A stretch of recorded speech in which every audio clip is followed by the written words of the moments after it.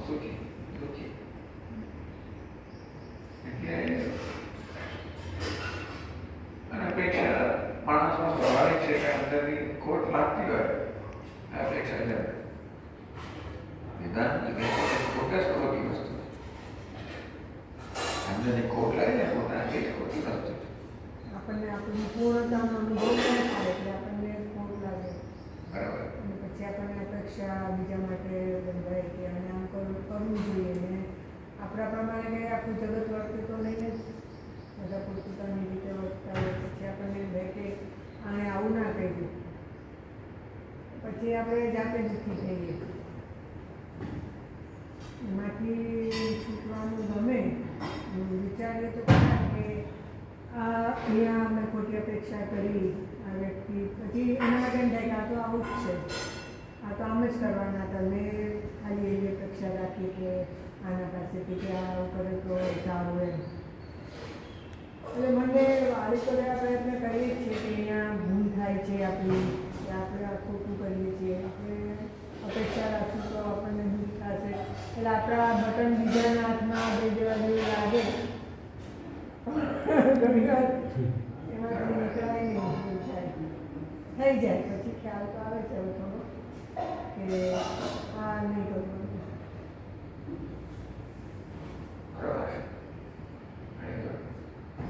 ધીમે ધીમે આપણે ધીમે ધીમે આપણા અનુભવ એમાં કન્વિક્શન થાય સાંભળવા તકલીફ થાય અનુભવથી ઉદાર થાય અપેક્ષા હતી કોઈ ના થઈ દુઃખ લાગ્યું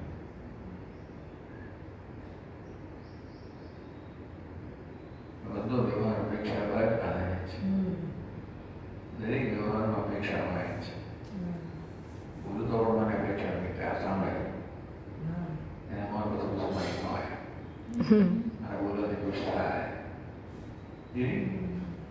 અપેક્ષા હોય every moment we expect to get to this. પણ એની નોંધ લઈએ આપણે કે જો અપેક્ષા માટે આ દુઃખ થયું તો ધીમે ધીમે અપેક્ષાનું મહત્વ ના એવો પ્રયત્ન તો કરીએ છીએ બરાબર જ્યાં યાદ આવે ત્યાં ખોટું કરીએ ત્યાં એવું ના કરવું એવું વિચારીએ એવું એ બધું એમ થોડીક જાગૃતિ રહે છે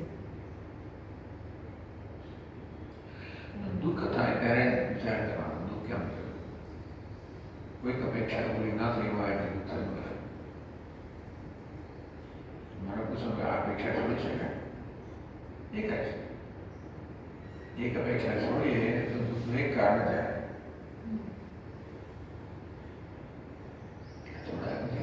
અપેક્ષા છોડવાનો તે છે કે અન્ય વ્યક્તિને જે વિષય તે સ્વીકાર કે સંજોગોને જેવા છે તે સ્વીકાર બીજી અપેક્ષા તો સંજોગો પાસે વ્યક્તિ પાસે કે ભગવાન પાસે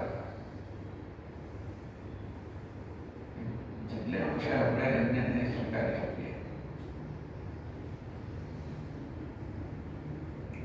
એટલે અંશે અપેક્ષા ન હોય એટલે અંશે સ્વસ્થતા જે જેવા છે એવા એને સ્વીકારીએ તો આપણે પહેલેથી એવી બધી ઘણી બધી અપેક્ષાઓ બાંધીને બેઠા જોઈએ છીએ અને આમ વર્તવું જોઈએ આમ કરવું જોઈએ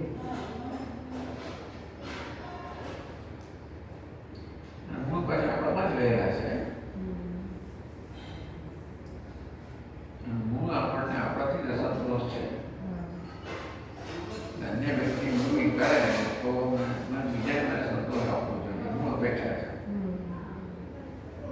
કે આમ કરો તો મને સંતોષ થાય આમ ન કરે સંતોષ થાય આમાં સંતોષ થાય મેં જોયો છે મૂળ તો આપ સંતોષ દર વખતે એની જરૂરિયાત જુદી જુદી હોય થોડી આપણે કોઈનાથી અસંતોષ થાય કે ખરાબ લાગ્યું તો આપણે સામેની વ્યક્તિને કહી દેવું જોઈએ કે મને ખરાબ લાગ્યું કે આપણે તિતિક્ષા કરવી જોઈએ કે નહીં કહેવું જોઈએ કહી શકાય અને એવી જગ્યાએ વસ્તુ એ કહેવાની જગ્યાએ એક આપણે એક વળની રાહ જોવી જોઈએ ત્યારે આપણે કહેવાની સરકાર થાય ધર્મ વાતાવરણ ને ત્યારે કહેવાથી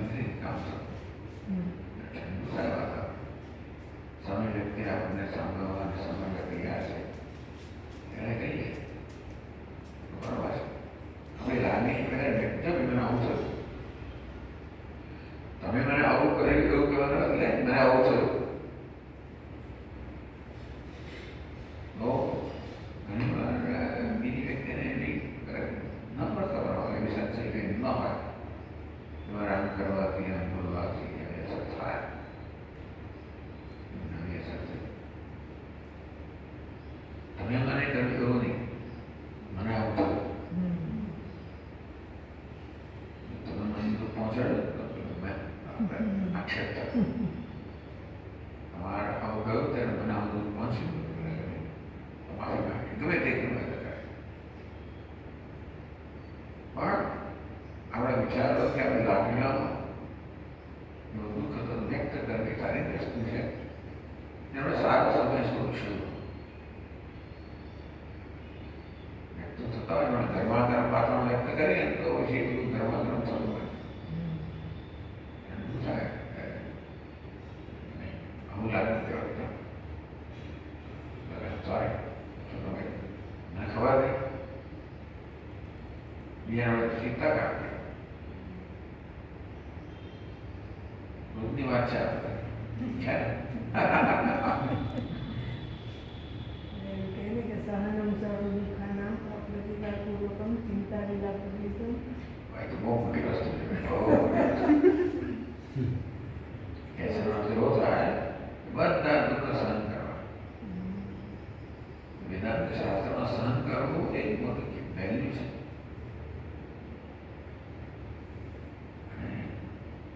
દુઃખ આવે તો આપણે પ્રતિકાર કરીએ એટલે ઠંડી લાગે ઉડી ગરમી લાગે શું કરીએ આ પ્રતિકાર દુઃખ સહન કરવું પ્રતિકાર કરે. એમાં ચિંતા રહે જો આ ઘડી પાછો આવતો હતો જીવનનો વિલાપ જગાડે શું બધું થયું. ચિંતા વિલાપ નહીં, ભવિષ્યની ચિંતા પણ નહીં, દુઃખનો વિલાપ પણ નહીં. એ પ્રકારે આપણું બંને વસ્તુઓને સ્વીકારે સહન કરે ને તે દીક્ષા બહુ મોટી વાત છે. દીક્ષા કરે આ બહુ મોટી વસ્તુ છે પણ જેટલું છે આપણે જીવનમાં લાભ કરીએ.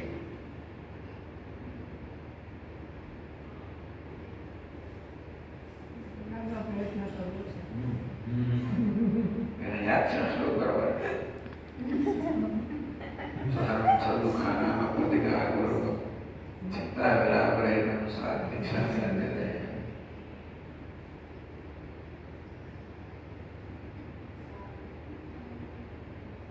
તમને ગમે એવું બધું કરવાનું. સત્સંગમાં આવતા ત્યારે જોઈએ. હા, સત્સંગ તો આવતા જ રહેવું જોઈએ. સ્વામીજી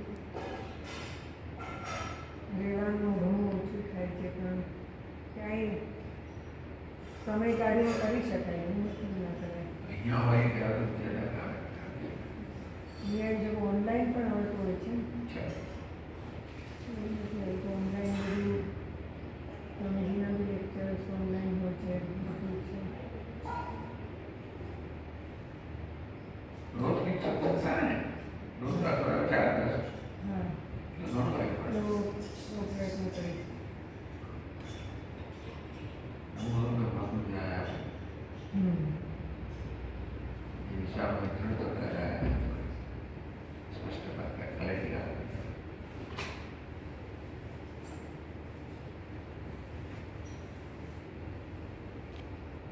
મુક્ત થઈ શકાય એવી શક્યતાઓ છે. થઈ શકાય.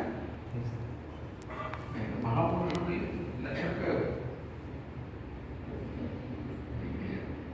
નિરાશ્રય પ્રભુ કામમાં યશ દૃશ્યતા પ્રજાતે યદા કામમાં સર્વાન પાસ છતાં કવિ વર્ણન કરીને એમાં કહ્યું એની બધી અપેક્ષા વિમુક્ત છે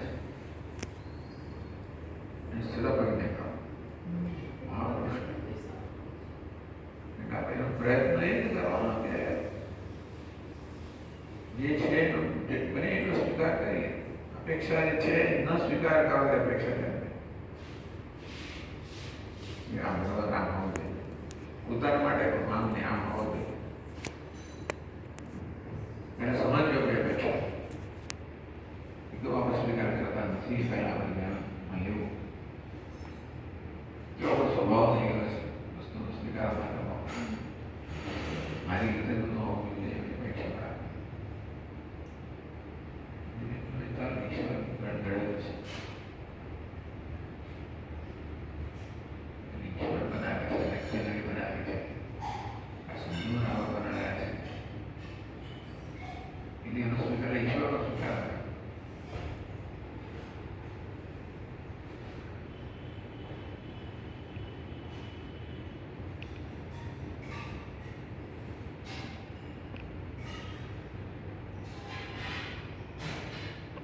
પરસ્પરના સંબંધમાં આવી રીતે ક્ષમા યોગ્ય હોય, અપેક્ષાઓની વ્યવસ્થિત હોય, સંવાદિતા હોય, સાધન હોય. ભગવાન બીજું આપ્યું છે હોય તો નથી આપેલી ચિંતા આપણે કરી ગયા પછી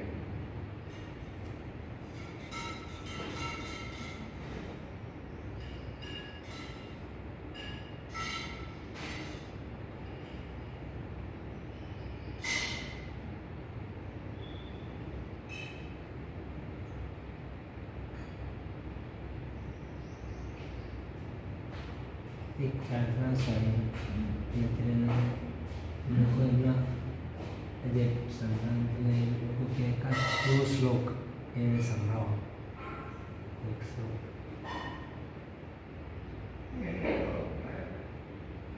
મારા સારી છે. મારા કરતા એની મેમરી સારી છે.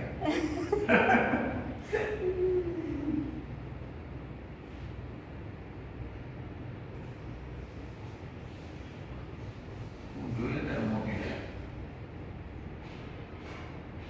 આ ભાગવતમાં છે